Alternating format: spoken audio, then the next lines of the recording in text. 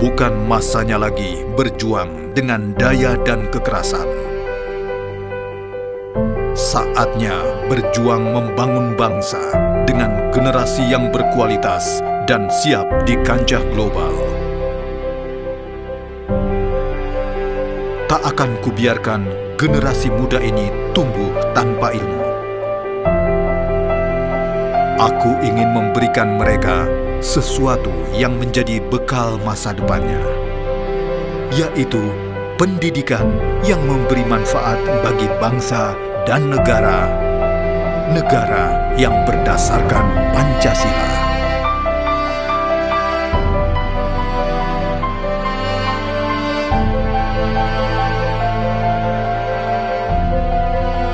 Saatnya mengisi harimu dengan penuh inspirasi yang menggugah imajinasi. Saatnya untuk mengisi setiap peluang dengan harapan baru. Masa depan ditentukan dari sekarang. Tentukan arah, putuskan, dan segeralah bertindak untuk mencapainya. Karena waktu tidak pernah bergerak mundur. Dan kesempatan tidak akan terulang dua kali.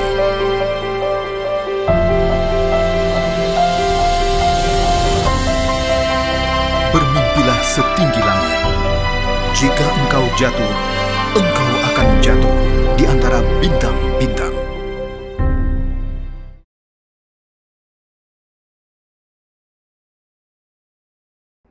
Bismillahirrahmanirrahim. Assalamualaikum warahmatullahi wabarakatuh. Shalom, Om Swastiastu, Namo Buddhaya, salam kebajikan. Perkenalkan, nama saya Pangi Sarwi, SIP, MIP. Saya sehari-hari ngajar sebagai dosen di program studi ilmu politik Universitas Bung Karno. Mata kuliah yang konsentrasi yang saya ajar ada sistem politik Indonesia, partai politik, pemilu dan legislatif, dan ekonomi politik. S1 saya selesaikan di ilmu politik FISIP Universitas Andalas pada konsentrasi yang sama, linier. S2 juga saya selesaikan di ilmu politik FISIP Universitas Indonesia, dan S3 sebentar lagi akan ujian tertutup di Universitas Airlangga Surabaya, program studi ilmu politik. Pada kesempatan kali ini saya akan menyampaikan terkait dengan rencana pembelajaran semester atau RPS, program studi ilmu politik, mata kuliah Sistem Politik Indonesia. Mata kuliah ini ada 3 SKS yang kemudian ada 3 poin yang ingin saya sampaikan pada CPL-nya, yaitu pertama adalah sikap menghargai, menjunjung nilai-nilai kemanusiaan dalam menjalankan tugas berdasarkan agama. Yang kedua adalah keanekaragaman budaya, pandangan, agama, dan kepercayaan, serta pendapat atau temuan orisinal orang lain. Ketiga, bekerja sama dan memiliki kepekaan sosial serta kepedulian terhadap masyarakat dan lingkungan.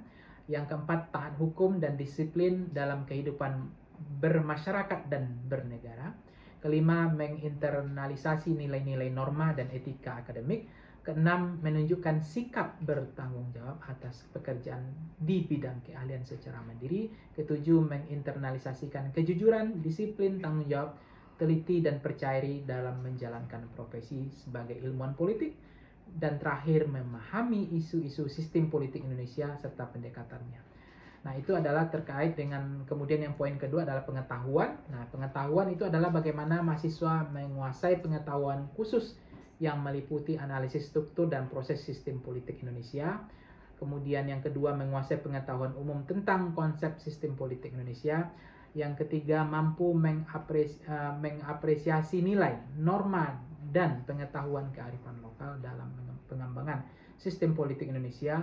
Yang keempat adalah menguasai pengetahuan tentang evaluasi kinerja sistem politik Indonesia.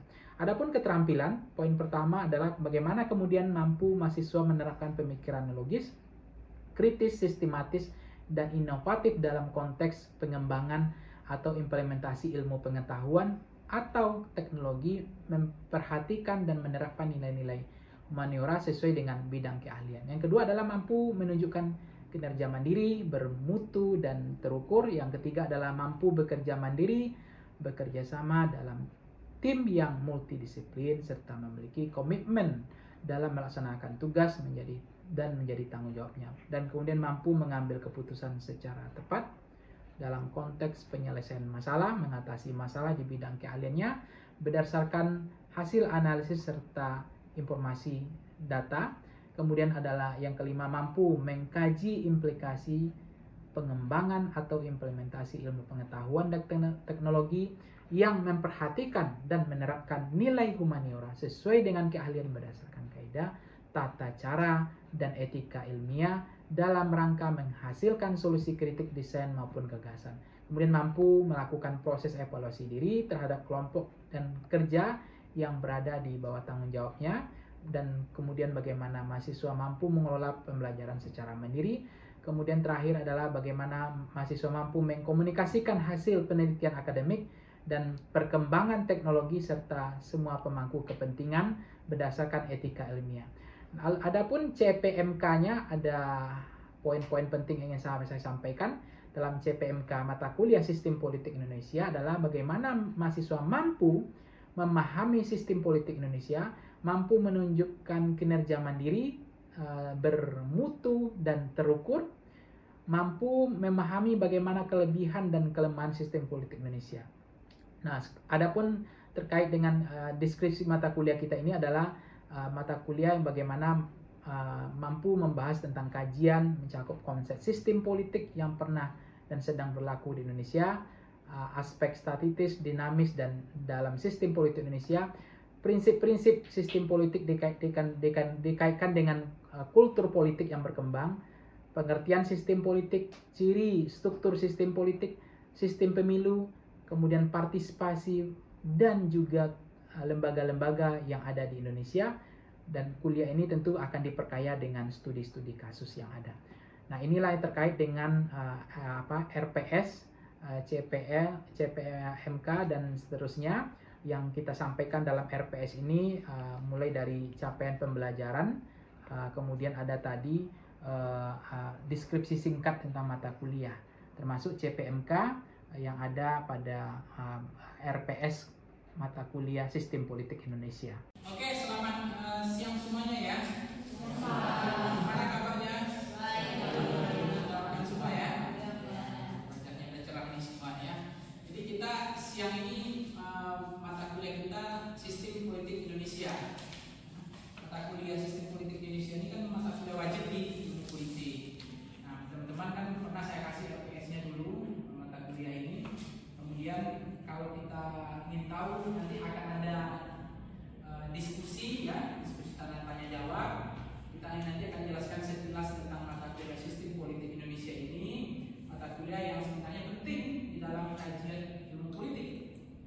Oleh karena itu, jadi perlu teman-teman untuk nanti kita cair saja, kita diskusi, mana yang perlu ditanyakan.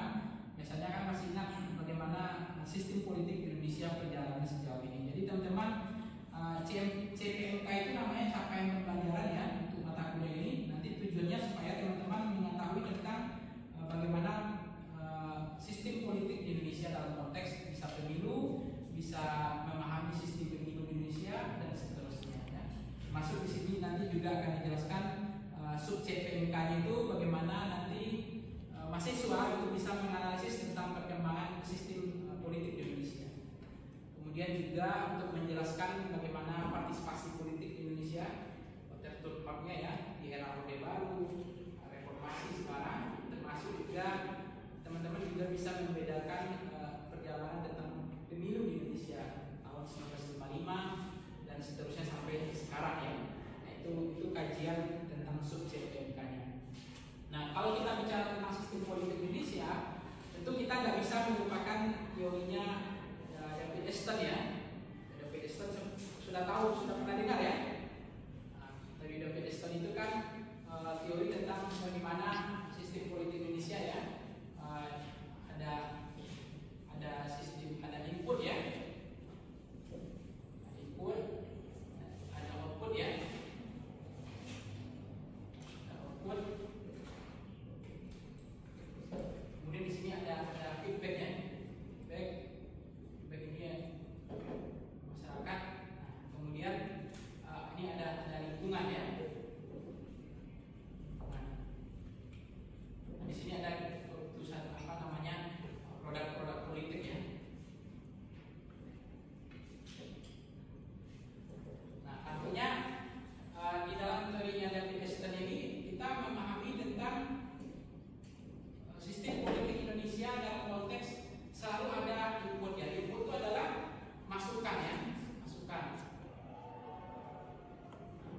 masukan yang disampaikan. Di sini outputnya adalah biasanya sama dengan keputusan ya, keputusan atau desi ya, desi bisa juga hasil dari produk.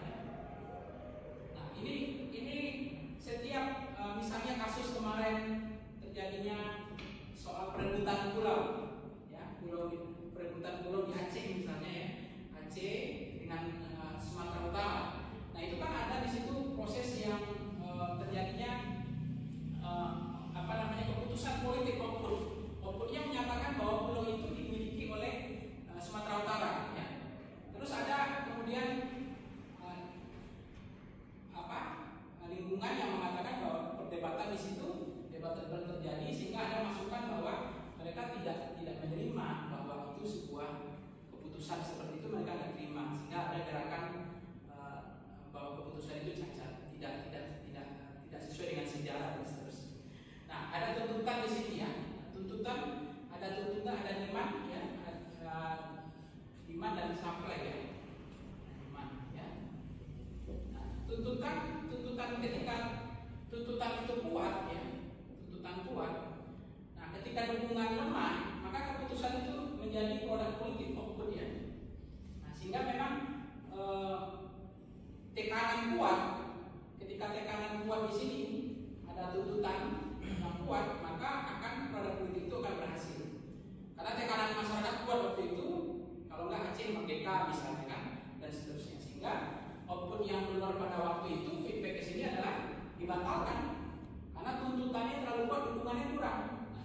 Tetapi sebaliknya kalau dukungannya kuat misalnya ya, dukungannya kuat ya, tuntutannya lemah itu bisa tidak berhasil gitu. Misalnya kenaikan BBM atau kenaikan gas LPG ya, kemarin misalnya ya, ketika dihapuskan gas LPG kan, nah, itu menyebabkan banyak tuntutan dan dukungan. Nah ketika tuntutan terlalu kuat, dukungan nggak kuat dari pemerintahnya, ya, akhirnya kebijakannya dibatalkan juga. Nah, termasuk kemarin banyak kebijakan tambang ya di Raja Ampat. Nah itu mana yang kuat? Tuntutan atau dukungan? Gimana atau supply-nya? Tuntutan ya, tuntutan kuat kan untuk mencapai izinnya kan. Nah ketika itu kuat, tekanannya kuat, sama dukungan nggak ada, kan yang membela nggak ada kan, maka ini akan menjadi keputusan politik. Nah makanya proses ini sebenarnya ini eksekutif ya, bisa ini adalah pemerintah, presiden ya. Ini yang kemudian mereka akan melihat baik dukungannya, feedback dari masyarakat, tuntutan seperti apa, dukungannya seperti apa.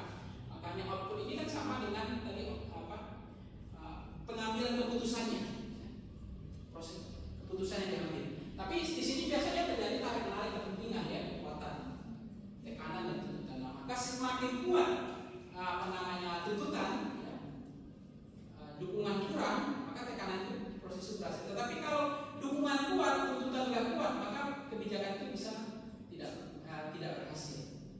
Jadi itu yang mempengaruhi proses politik di Indonesia yang dilakukan oleh teorinya Dexter itu ya. Bagaimana mereka menjelaskan di dalam proses politik ini selalu berubah-ubah ya, lingkungan ini.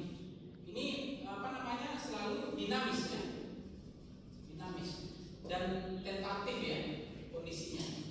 Kapanpun bisa berubah ketika proses-proses tuntutan dan dukungannya. Tuntutan dan dukungan. Nah ini sebenarnya di dalam proses sistem politik Indonesia kita paham ketika mahasiswa menyuarakan sesuatu maka tergantung tekanannya. Kalau tekanan apa contoh lain kira-kira siapa di sini silakan Devia bisa nggak menjelaskan contoh lain terkait dengan sistem politik Indonesia yang disampaikan David Dexter itu? Mungkin kalau dalam lingkungan kampus ya Pak. Ya. Kalau dalam lingkungan kampus ketika kita dari mahasiswa itu punya tuntutan kepada pihak kampus, misal contohnya adalah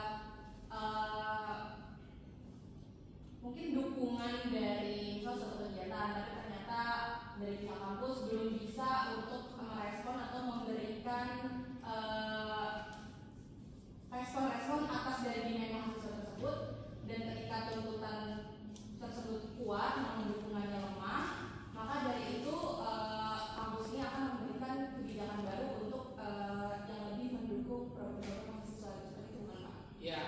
penjelasan Devia bagus ya, kita berikan close dulu ya. Nah itu dalam kehidupan sehari-hari ketika tuntutan mahasiswa kuat, nah dukungan juga, pembelaan juga nggak ada, dukungan itu juga nggak terlalu kuat untuk mendukung kebijakan yang dukungannya kuat, tapi di kampus nggak dapat dukungan, bahwa sehingga memang legasi kebijakannya akhirnya diterapkan kan.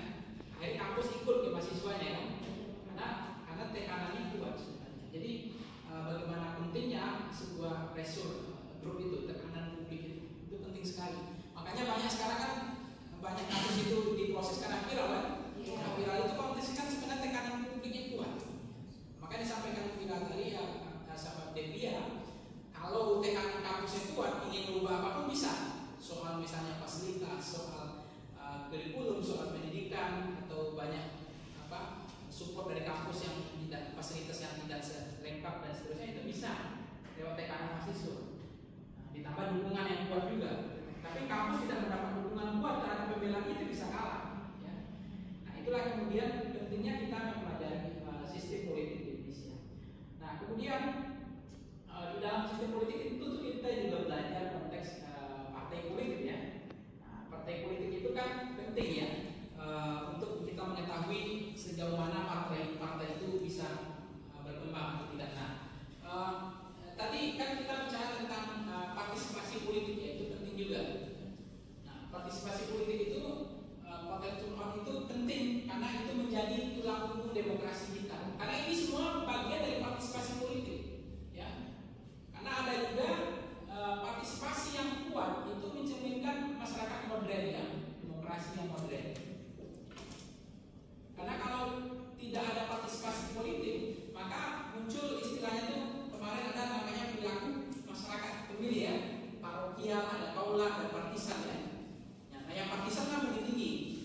Kalau parokial kan yang paling bawah, jadi dia cuek bebek lah, tidak mau peduli, tidak mau terlibat, apalagi tidak mau bergaul, artinya tidak sensitif, sense of politiknya nggak ada. Nah partisipasi politik menjadi tiang maju atau mundurnya demokrasi. Demokrasi itu bisa mati dengan sendirinya apabila tidak ada partisipasi politik. Anda bisa bayangkan kalau tidak lagi orang mau datang ke TPS, level confidence-nya sudah turun, ketidakpercayaannya walaupun ideologisnya kuat. Bagi mereka memilih, tidak mengubah nasib dan seterusnya. Sehingga kan ketika orang sudah nggak mau lagi ke TPS, itu demokrasi bisa di-history, demokrasi bisa selesai. Nah bagian dari tadi kaitan antara partisipasi politik dengan ini semua rangkaian partisipasi politik rakyatnya, mengawal langsung, mengontrol setiap kebijakan yang dibuat oleh pemerintah. Nah, coba siapa Rafli, apalagi contoh partisipasi politik rakyat ya dalam mengawal program kebijakan pemerintah. Oke, jadi Rafli, semisalkan dari sekarang ini kan digitalisasi itu kan sudah mulai canggih ya Pak ya. Ya. Kita melihat dari aplikasi seperti aplikasi TikTok, Instagram gitu kan, yang dimana pemerintah itu bukan hanya pemerintah aja, tapi anggota-anggota dewan yang ada di sana membuat kebijakan-kebijakan yang semestinya itu tidak sesuai dengan kebutuhan rakyat gitu Pak. Sehingga dengan begitu masyarakat itu secara tidak langsung sudah berpartisipasi politik gitu Pak. Ya mungkin ada lagi yang partisipasi itu lebih tinggi, kayak seperti halnya dia ke lembaga negara gitu kan, berdemo kayak seperti hal kemarin gitu kan. Ya itu sih sudah menjadi partisipasi politik menurut dari Rafli. Iya bagus, dari Rafli kita berikan apa dulu ya. Jadi kalau sampai ke Rafli kan bagian dari pentingnya partisipasi untuk menjaga, termasuk menjaga mandat rakyat, daulat rakyat, republik, kembali publik kepada rakyat, itu sebenarnya bagian perlibatan partisipasi. Nah partisipasi kita paling tinggi itu sebenarnya kan di tahun 98 itu ya, 98 ini kan paling tinggi sekali ya partisipasi kita. Nah makin hari kan makin turun bawah ya. Nah sekarang partai ID kita juga makin turun ya. Partai ID kita juga makin turun, sekarang sudah hampir hanya 16%. Dulu awal 98 itu, awal reformasi itu sampai 76%. Orang dekat dengan partai. Kemudian orang datang ke TPS dulu sampai 71%. Nah sekarang udah hampir 30. Bahkan kalau pemilu kemarin sempat berapa kali turun. Untung ada pemilu serentak ya. Pemilu serentak membuat orang datang ke TPS secara tidak langsung bersamaan, sehingga partisipasi ikut DPRD-nya tinggi. Makanya dalam kasus sekarang, siapa yang bisa menjelaskan kasus terbaru legislatif itu dipisah dengan pemilu nasional, yaitu pemilihan presiden, ya. Nah, pemilu presiden ini bagian dari tertutup house ya. Ini bagian dari proses penting dalam demokrasi kita. Nah, pemilu nasional, kemudian ada pemilu daerah, ya. Nah, apa konsekuensinya nanti ini? Ini apa aja pemilihan pemilu nasional presiden, terus DPD, kemudian DPR, ya. Nah, ke pemilu daerah apa aja? DPRD, kabupaten, kota, terus DPRD, provinsi, terus apa lagi? Bupati, wali kota, terus gubernur. Ya. Nah, sekarang udah mau dipisah kan? Nah, siapa yang bisa menjelaskan apa implikasinya nih? Sekarang kan MK kemarin mengambil keputusan yang kemudian beberapa partai termasuk Partai Nasdem protes ya. Ini kan bagian dari sistem politik. Ada output nanti, ada input, tekanan. Apakah tetap pemilu ini tetap dipisah atau tetap serentak? Artinya besok itu isu-isu nasional itu akan susah orang daerah-daerah akan memilihnya ya. Orang akan mencenderung, kalau sekarang kan kemarin ketika pemilu serentak kan isunya isu daerah hilang. Karena orang sibuk ke isu pilpres kan. Besok DPRD itu, misalnya itu presiden itu dengan DPR RI dengan DPRD provinsi udah beda isunya. Karena DPR RI dulu 2 tahun kemudian baru pemilu DPRD provinsi. Jadi nggak bisa lagi, kan ada yang protes tuh. Nggak bisa lagi, misalnya Uce jadi caleg nih DPR RI tandem dengan DPRD provinsi, nggak bisa lagi. Karena DPR RI jalan sendiri paketnya, DPRD provinsi jalan sendiri. Jadi besok ya Uce harus berjuang sendiri. Nggak ada lagi pasang baliho tandem ya. Nggak bisa lagi. Nah, kemudian partisipasi orang juga nanti bisa saja turun, bisa kemungkinan turun, ya kan? Orang datang ke TPS kemarin, karena ada presidennya, dia datang ke TPS. Nah besok ketika nggak ada lagi presiden, dia hanya sekedar memilih caleg DPRD provinsi atau kabupaten kota, ya dia belum datang ke TPS kan? Atau hanya memilih DPR RI kan? Atau DPD RI? Ya kan? Ini problemnya. Jadi ini tingkat partisipasi di sini nanti bisa jadi kurang, karena biasanya pemikatnya itu daya ikatnya, merekatnya itu engage politiknya kan presiden. Jadi mereka datang sekali ke TPS, sekalian pilih DPRD provinsi, kabupaten kota, ya kan? Itu kelemahannya harus dipertimbangkan, harus dikaji. Nah, partai politik nanti akan melihat ini produk politik yang kemarin kan, outputnya yang dikeluarkan oleh MK membuat pasal baru bahwa itu dipisah. Nah, nanti akan dilihat tuh bagaimana iman kesampainya. Kalau kuat, tekanan besok tuntutan kurang, jadi dukungan kurang, tuntutan kuat, bisa saja dibatalkan kembali. Tapi ini juga sebenarnya positif untuk kita, supaya KPU ada waktu, ada kerjaan KPU itu punya jeda, tidak komplikasi, tidak berat kerja KPU, ya, tidak menumpuk lah. Nanti kalau dulu kan ibaratnya itu apa, KPU kerja borongan ya, kerja borongan, habis 5 tahun berhenti kan, nah, besok pilpres 2 tahun, setelah pilpres baru 2 tahun kemudian baru pemilu daerah, ya, DPRD, DPRD provinsi, bupati, wali kota, gubernur. Itu sebenarnya kan lain. Nah, ini bagian dari sistem politik sebenarnya, TPS tadi. Sejauh mana nanti hari ini Nasdem sudah mulai protes, beberapa partai akan mengkaji ulang kan, bahwa kebijakan tentang pemilu dipisah ini kan, pemilu daerah dengan pemilu nasional. Nah, Anda melihat kemana ujungnya nanti? Tapi MK sudah memutuskan. Nah, itu bagian dari sejauh mana demand, supply, tekanan, dukungan, ya kan? Outputnya seperti apa, lingkungannya seperti apa nanti, kemudian seperti apa feedback dari masyarakat, nanti akan kelihatan. Outputnya tetap keputusan kebijakan yang akan diambil, mana yang akan clear. Nah, itu yang kemudian dari pentingnya di sistem politik ini kita belajar. Mungkin pertanyaan terakhir yang belum tadi siapa? Wilda belum kan? Silakan, ada pertanyaan Wilda? Seperti yang tadi sudah dijelaskan di awal, bahwa dalam proses politik ini kan adanya tarif naik. Mungkin pertanyaan saya, sejauh mana bisa politik Indonesia ini mampu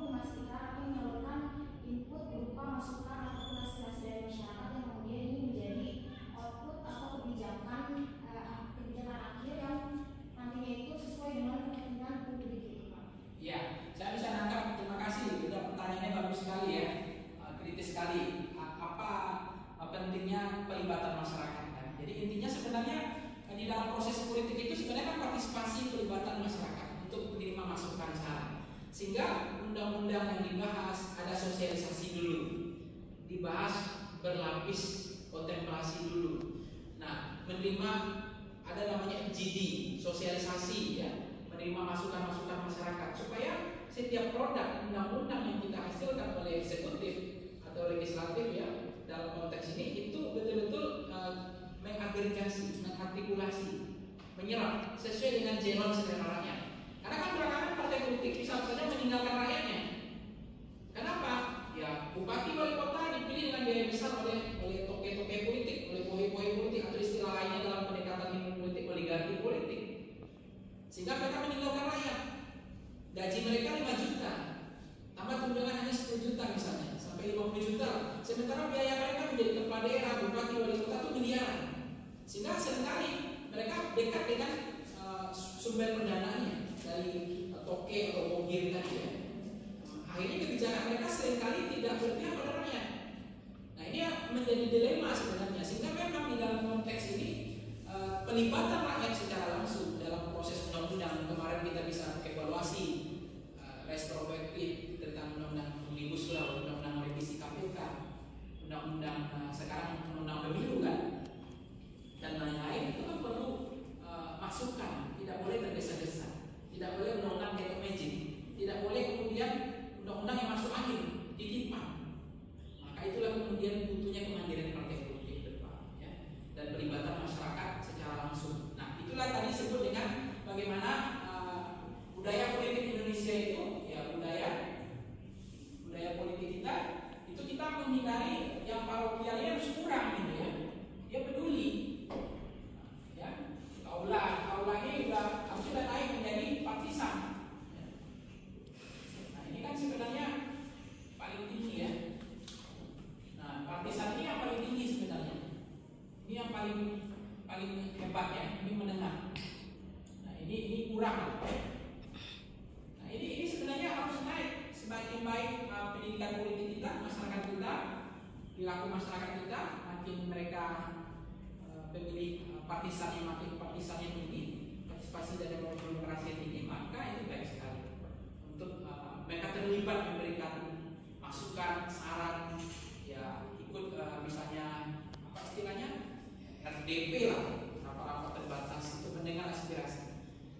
Termasuk kemarin ada gas LPG misalnya kan, kasus itu akhirnya pro kontra, jadi tekanan dukungan ribut akhirnya dicabut kan, hanya ngambil gas LPG di tempat-tempat apa namanya agen-agen aja kan, nggak boleh dijual secara masyarakat luas, akhirnya antrian.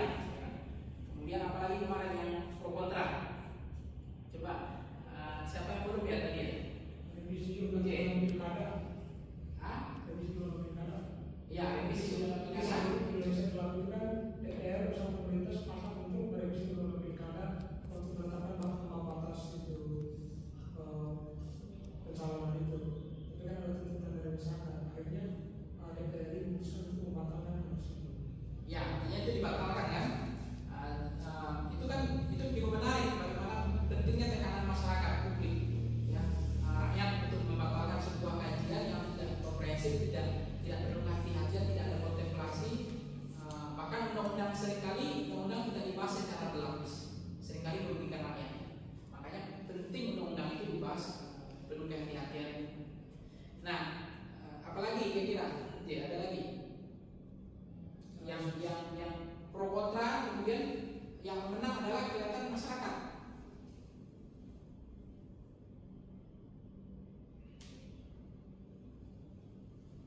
Oke, berarti kan nggak ada lagi ya yang terhangat-hangat ya. Oke, ini untuk kita supaya kita memahami nanti kita bisa tentang teorinya, datanya, termasuk nanti kasusnya ya. Maka dalam pendekatan sistem politik kita ini kita harus paham lebih banyak kasus sebenarnya. Kalau teorinya teman-teman bisa pelajari nanti seperti apa. Nanti buku-bukunya juga banyak bisa dibaca. Bisa kasih beberapa buku. Dan oke, terima kasih untuk kuliah kita hari ini ya. Kita berikan applause untuk kita bersama ya.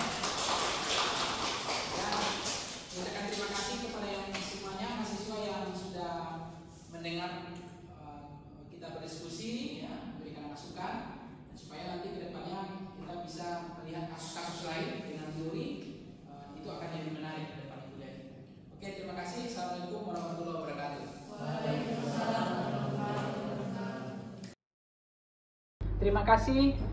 Tadi kita sudah penyampaian pembelajaran mata kuliah Sistem Politik Indonesia. Rencana pembelajaran semester juga sudah kita jelaskan sebelumnya di pendahuluan. Pada akhirnya mata kuliah ini ada CPMK, CPL-nya, bagaimana mahasiswa mampu berpikir kritis, inovatif, dan mampu mengatasi masalah-masalah yang hari-hari akan relevan dalam kehidupan sehari-hari. Di situ ada tulang punggung yang kita terus sampaikan pikiran soal bagaimana mahasiswa punya kemampuan dalam teori, dalam data, dan mengatasi masalah dari studi-studi kasus yang kita sampaikan. Jadi mata kuliah ini insentif kontribusinya sangat besar dalam pendekatan ilmu politik. Diharapkan mahasiswa nanti mampu selalu berpikir, menyelesaikan masalah dalam kehidupan sehari-hari. Terima kasih. Mata kuliah ini sudah kita sampaikan dari awal sampai akhir. Saya mau mengucapkan terima kasih banyak. Assalamualaikum warahmatullahi wabarakatuh. Om Swastiastu, Namo Buddhaya, salam kebajikan. Shalom.